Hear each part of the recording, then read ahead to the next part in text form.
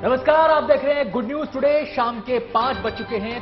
नवजोत और अनंत आपके साथ हैं दिन भर की तमाम अहम और बड़ी खबरें लेकर, और हमारी कोशिश ये है कि इस बुलेटिन में कोई भी बड़ी खबर छूट ना जाए, कोई अपडेट रह ना जाए। बिल्कुल, और तमाम खबरों को हम विस्तार से दिखाएंगे। आपके साथ मैं हूं नवजोत रंधावा। सुबह से लेकर शाम तक यानी कि 5 बज चुके हैं, तो सारी खबरें दिन भर जो भी सुर्खियों में रही हैं, आज वो तमाम खबरें हम आप तक लेकर आए हैं। तो चलिए शुरू करते हैं उस खबर से जिस पर सबकी नजर है। जी हां, तूफानी गति से दौड़ने वाला चीता हिंदुस्तान से भले ही गायब हो गया हो, लेकिन जल्द ही एक बार फिर चीता हिंदुस्तान की सरजमी पर दोबारा दिखने लगेगा। 17 सितंबर यानी प्रधानमंत्री नरेंद्र मोदी के जन्मदिन पर 2 नर और एक मादा चीतों को मध्य प्रदेश के कूनो नेशनल पार्क में छोड़ा जाएगा, और इस ऐतिहासिक पल को हकीकत खुद प्रधानमंत्री मोदी तब्दील करेंगे। इसके लिए खास तैयारियां जारी है। प्रधानमंत्री के लिए एक खास मंच बनाया गया है, और बता दें कि इसकी 10 से 12 फीट की ऊंचाई होगी, और मंच पर प्रधानमंत्री के अलावा मुख्यमंत्री शिवराज सिंह चौहान बैठेंगे, केंद्रीय वन मंत्री और मध्य प्रदेश के वन मंत्री होंगे। इसी मंच के ठीक नीचे 6 फीट के पिंजरे में चीते होंगे। मंच से 50 फीट की दूरी पर एंक्लोजर में चीतों के लिए बने क्वारंटाइन सेंटर्स हैं। 17 सितंबर को प्रधानमंत्री नरेंद्र मोदी ठीक 12:05 पर लिवर हैंडल घुमाकर चीते के पिंजरे का गेट खोलेंगे, और पिंजरों से में स्लाइड गेट होंगे। लिवर घूमते ही ये खुल जाएगा। कुछ मिनटों की चहलकदमी के बाद चीते सामने के क्वारंटाइन सेंटर में होंगे। तो सबकी नजरें इस आयोजन पर टिकी हैं। चीते हिंदुस्तान से गायब हो गए थे। कोशिश ये है कि एक बार फिर से चीते भारतीय जंगलों को गुलजार करें, उसी कोशिश के तहत यह पहल की जा रही है। आइए देखते हैं इन तैयारियों को लेकर क्या कुछ कहना है मध्य प्रदेश के सीएम शिवराज सिंह चौहान का। ये पास में ही 2 बाड़े हैं जहां प्रधानमंत्री जी चीतों को छोड़ने का काम करेंगे। यहां वो क्वारंटाइन रहेंगे और बाद में फिर बड़े बाड़े में छोड़े जाएंगे। आवश्यक सारी तैयारियां पूरी कर ली गई है। भारत सरकार के अधिकारी और मध्य प्रदेश सरकार के अधिकारी पूरे समर्पण के साथ प्राण प्रण से इस काम में लगे हैं। तो सुना आपने मध्य प्रदेश के मुख्यमंत्री शिवराज सिंह चौहान को। तैयारियां कैसी हैं इसके बारे में तो हमने जान लिया, लेकिन अब जरा ये भी जान लीजिए कि ये चीते कूनो नेशनल पार्क में नामीबिया से लाए जा रहे हैं।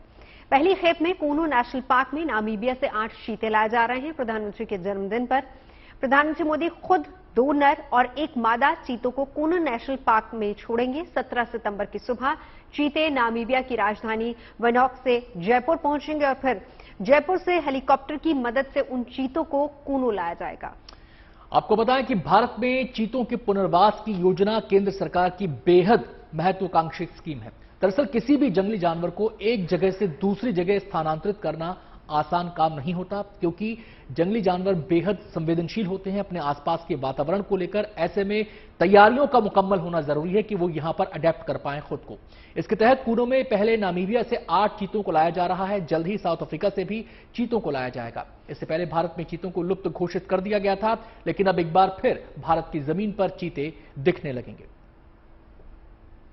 चीता ये पहले जो प्रथम बैच चीता का लाया जा रहा है, ये नामीबिया से लाया जा रहा है, और इसमें 8 चीता हम ला रहे हैं। इसमें से 5 फीमेल हैं और 3 मेल चीते हैं, और ये पूरा प्रयास अभी तक जो प्लान है हमारा, उसके हिसाब से ये 17 तारीख की सुबह यहाँ पे आ जाएंगे। चीते हम कार्गो, एक चार्टर्ड कार्गो प्लेन हायर करके विंडहोक नामीबिया की जो कैपिटल है वहाँ से वो जयपुर आएगा, और जयपुर से फिर हेलीकॉप्टर के माध्यम से सीधे वो यहाँ पालपुर में हेलीपैड ऑलरेडी निर्माण हो चुका है और यहाँ पे आएगा, और उसके बाद ही उसके रिलीज करने का कार्यक्रम होगा।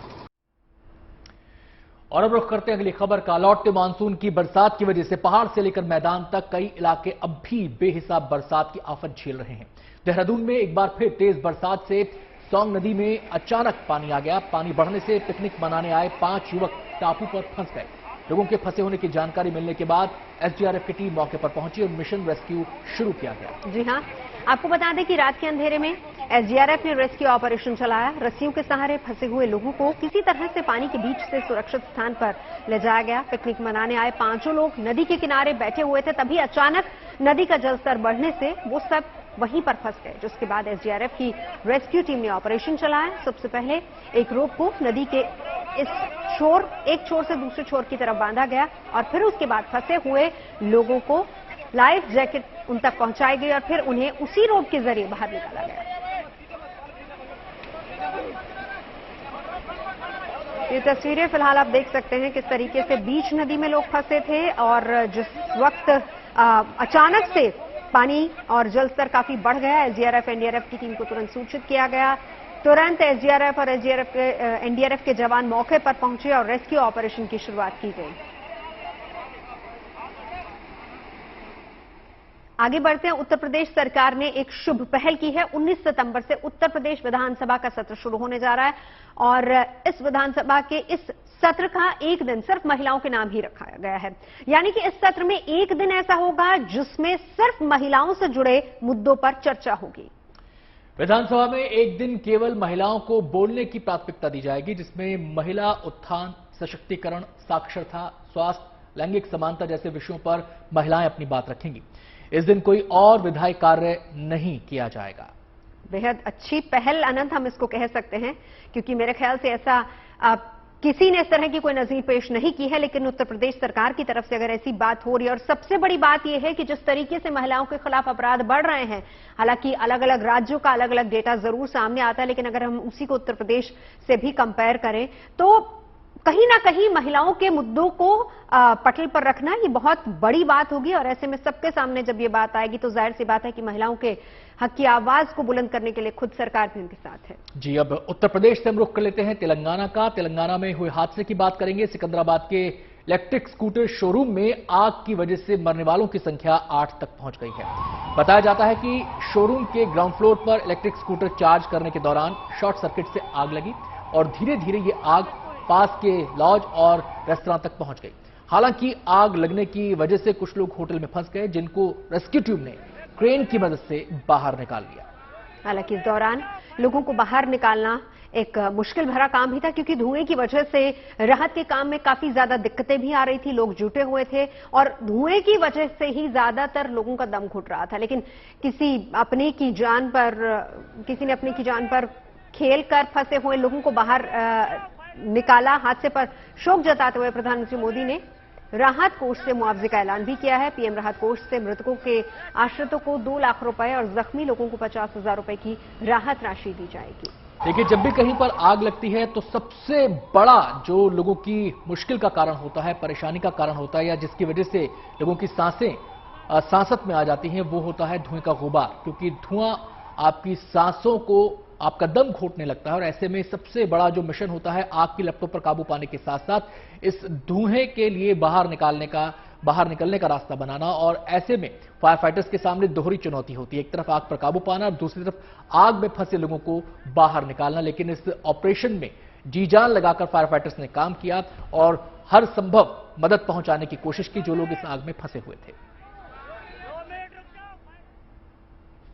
अब तक आपने नेताओं के काफिले के गुजरने पर सड़क पर ट्रैफिक को रुकते हुए जरूर देखा होगा, लेकिन आज हम आपको इससे कुछ अलग तस्वीर दिखाने जा रहे हैं। मुंबई के वेस्टर्न एक्सप्रेस से रोजमर्रा दौड़ भाग वहां पर रहती है। अचानक वहां पर एक कार और उसमें आग लगी और उसी वक्त महाराष्ट्र के मुख्यमंत्री एकनाथ शिंदे का काफिला वहां से गुजर रहा था।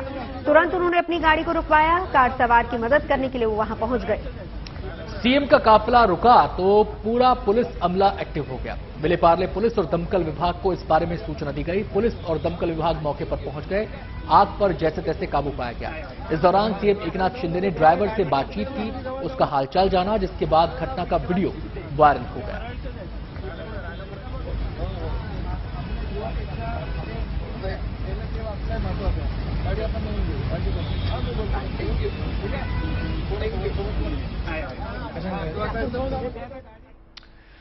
और अब बात कर लेते हैं पश्चिम बंगाल में आए सियासी उबाल की। पश्चिम बंगाल में बीजेपी नबन्ना चलो अभियान चला रही है, जिसको लेकर बंगाल में बवाल छिड़ा हुआ है।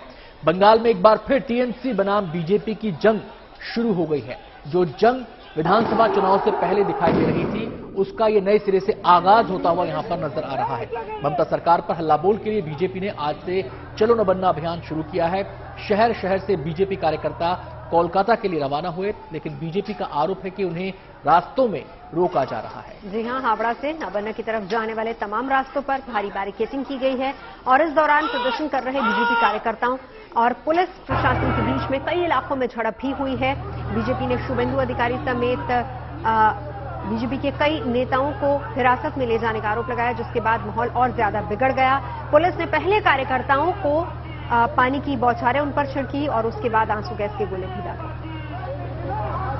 इस बीच खबरें ये भी आ रही हैं कि कुछ जगहों पर टीएमसी और बीजेपी कार्यकर्ता भी आपस में भिड़ गए हैं। दरअसल बंगाल का सियासी पारा पिछले कई दिनों से गरमाया हुआ है। भले ही सड़क पर शक्ति प्रदर्शन अब हो रहा हो, लेकिन जब से जांच एजेंसियों ने बंगाल में अलग अलग घोटालों को लेकर जांच शुरू की है, चाहे वो शिक्षक भर्ती घोटाला हो या फिर अलग अलग जगहों पर ईडी सीबीआई की रेड हो, टीएमसी और बीजेपी आमने सामने रहे हैं। टीएमसी उंगली उठाती रही है केंद्रीय जांच एजेंसियों पर, तो वहीं बीजेपी ममता सरकार के भ्रष्टाचार में लिप्त होने के आरोप लगा रही है और अब ये सियासी घमासान सड़कों पर भी नजर आ रहा है। नवान्नों का घेराव करने के लिए हमारे 3 लीडर, एक जगह से मैं, हावड़ा मैदान से मैं, हमारे सम्मानीय दिलीप घोष जो ऑल इंडिया वाइस प्रेसिडेंट है और स्टेट के एक्स प्रेसिडेंट रहे, वो आपका कॉलेज स्क्वायर से, और सातरागाछी से हमारे एलओपी श्री शुभेंदु अधिकारी 3 जुलूस को लेकर नवान्नों की तरफ हम जाएंगे और ममता बनर्जी का घेराव करेंगे, नवान्नों का घेराव करेंगे। ये जनता का आंदोलन है। जनता का पैसा जिन लोगों ने चोरी किया है उसको पकड़ने का आंदोलन है। तो जनता किसी से परमिशन नहीं मांगती, जनता दूसरे को परमिशन दी थी। मुख्यमंत्री को जनता ने परमिशन दिया ममता बनर्जी को कि आप चीफ मिनिस्टर बनेंगे, तब जाकर वो बैठ पाए।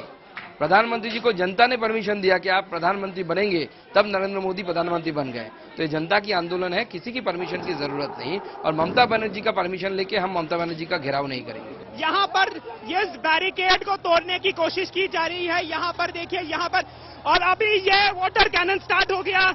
यहाँ पर देखिए वाटर कैनन जो रेडी था बहुत पहले से, उसको स्टार्ट कर दिया पुलिस ने।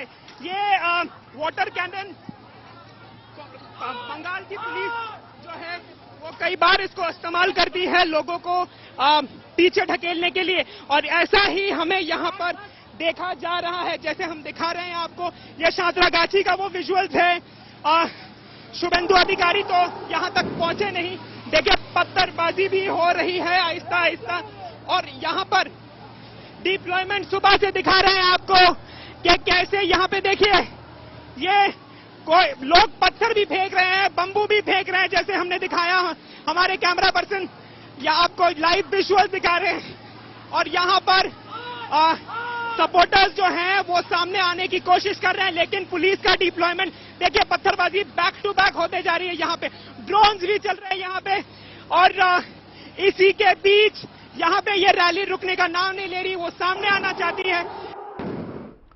और पूरब से रुख करते हैं पश्चिम का, यानी कि बात करेंगे गुजरात की। मिशन गुजरात में जुटे दिल्ली के मुख्यमंत्री अरविंद केजरीवाल अहमदाबाद में ऑटो पर सवार हुए और ऑटो ड्राइवर के घर डिनर के लिए जाने लगे, लेकिन केजरीवाल ऑटो से उतरते उससे पहले ही गुजरात पुलिस ने सुरक्षा का हवाला देते हुए उन्हें उतरने से रोक दिया, जिसके बाद दिल्ली के सीएम और पुलिस के बीच बहस हो गई। और बहस के बाद गुजरात पुलिस के अफसरों को दिल्ली के मुख्यमंत्री की दलील के आगे झुकना पड़ा। केजरीवाल ऑटो से ही ऑटो ड्राइवर के घर पर निकल पड़े। आगे आगे ऑटो चला और पीछे पीछे गुजरात पुलिस के अफसर। केजरीवाल ने ऑटो ड्राइवर के घर जाकर रात का खाना खाया, लेकिन सियासी बवाल की सुई केजरीवाल और गुजरात पुलिस के अफसर में बहस पर अटक गई। अब बीजेपी इसे ड्रामा बता रही है और केजरीवाल बीजेपी पर आरोप लगा रहे हैं। जनता बहुत दुखी है आपके नेताओं से। सर, एक दूसरा सवाल ये भी है कि कांग्रेस के नेता है अजय कुमार, उन्होंने ये आरोप लगाया है कि चंडीगढ़ के अंदर आप लोगों के पास तनख्वाह देने के लिए पैसे नहीं है, लेकिन एडवर्टाइजिंग के पीछे आप लोगों ने करोड़ों रुपए, जो चंडीगढ़ की सरकार है, पंजाब की सरकार है, उसने करोड़ों रुपए गुजरात के अंदर इन्वेस्ट किए। किससे पूछा है सवाल? ये कांग्रेस के नेता अजय कुमार जो है, उन्होंने आरोप लगाया है। कांग्रेस खत्म हो गई है। उनके प्रश्नों को लेना बंद कर दीजिए। अब उनके प्रश्नों के बारे में चिंता मत कीजिए। जनता साथ है। जनता के मन में कोई प्रश्न है? कोई प्रश्न नहीं है। जनता सब खुश है।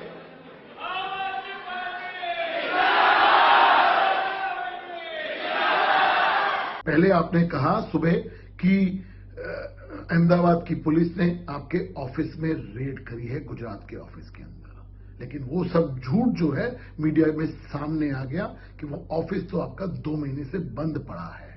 और शाम होते होते जिस प्रकार का आपने ड्रामा किया कि मुझे अहमदाबाद की पुलिस, गुजरात की पुलिस मुझे एक ऑटो वाले के यहां खाना खाने नहीं जाने दे रही, वो झूठ भी सबके सामने आ गया। अहमदाबाद पुलिस ने आपको सुरक्षा देने की बात करी थी, लेकिन आपने सुरक्षा लेने से मना कर दिया। आसमान में तैरती हुई रहस्यमय रोशनी इन दिनों सोशल मीडिया पर सुर्खियां बनी हुई है। सोमवार रात उत्तर प्रदेश के कई शहरों में रोशनी नजर आई, जिसके बाद लोग अलग अलग तरह के कयास लगाने लगे। इस रोशनी को लेकर तमाम तरह की अटकलें लगाई जा रही हैं, लेकिन असल में ये एलन मस्क की कंपनी स्पेस एक्स की स्टारलिंक इंटरनेट सैटेलाइट है, जो कि सोमवार रात हिंदुस्तान के आसमान से गुजरी।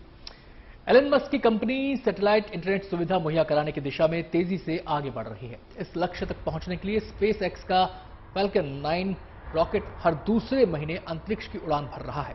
स्टारलिंक सैटेलाइट को धरती की निचली कक्षा में स्थापित करने के बाद यह रॉकेट 9 महीने बाद धरती पर लौट आता है। फिलहाल दुनिया के 40 देश स्टारलिंक इंटरनेट सैटेलाइट की सुविधा का इस्तेमाल कर रहे हैं।